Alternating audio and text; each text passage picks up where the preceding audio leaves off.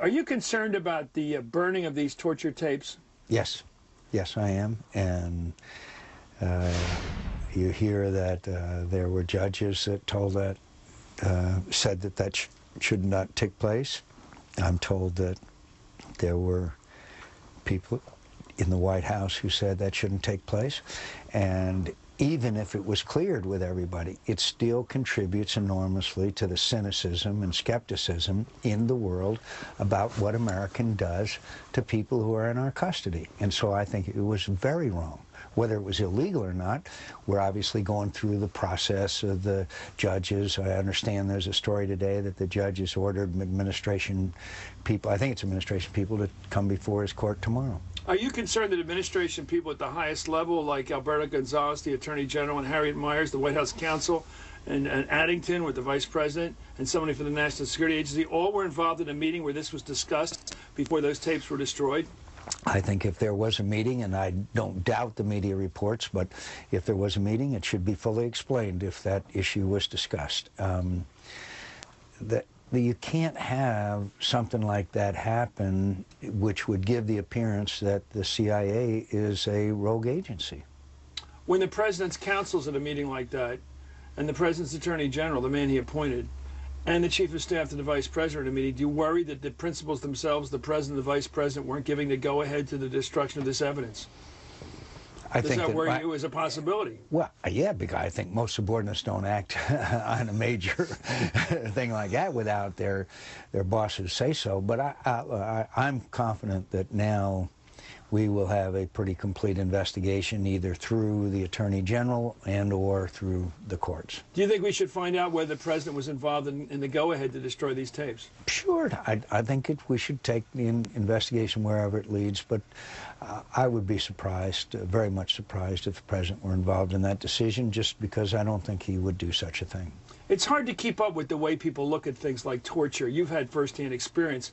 Are you surprised that you're sort of the only one, the only voice in your party that's expressed really passionate concern about the misuse of the United States authority when we have someone in our custody?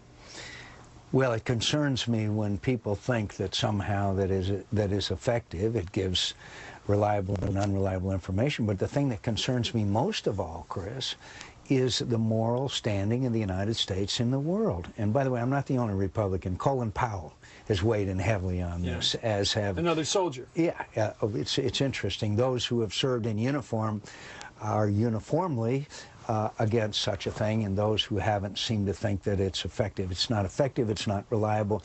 We've tried Japanese for war crimes after World War II who waterboarded American prisoners of war.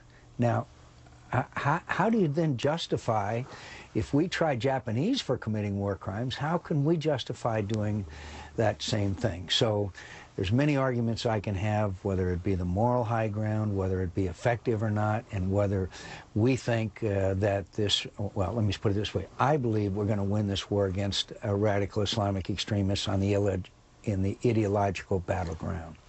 And that we'll be the good guys. We'll have the moral high ground. You lose the moral high ground when you do something like that. Let me relate one instance that I had recently. I was in Iraq. I met with a former high-ranking member of Al-Qaeda. I asked him what was the reasons for their success. He said two. One was the lawlessness and total chaos after our initial victory, because we didn't have control of the country. And two, Abu Ghraib. Abu Ghraib, he said, was his greatest recruiting tool. Yeah. I rest my case. Well, you have some hostages to destiny yourself. You got service people in your family.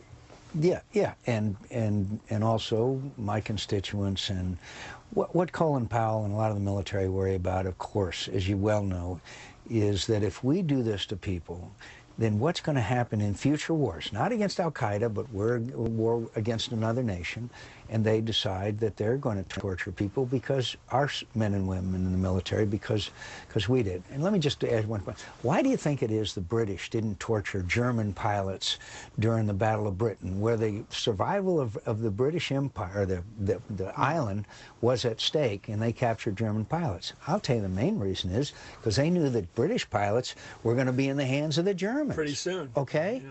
And so, anyway, it's just, it baffles me. It baffles me that people could say that the United States of America would get the reputation in the world for doing such things. What do you make of Governor Romney being somewhat different in his view than you have? I've had a fairly spirited discussion with him at a debate, and I just said, I don't think you understand the issue if you would condone such behavior.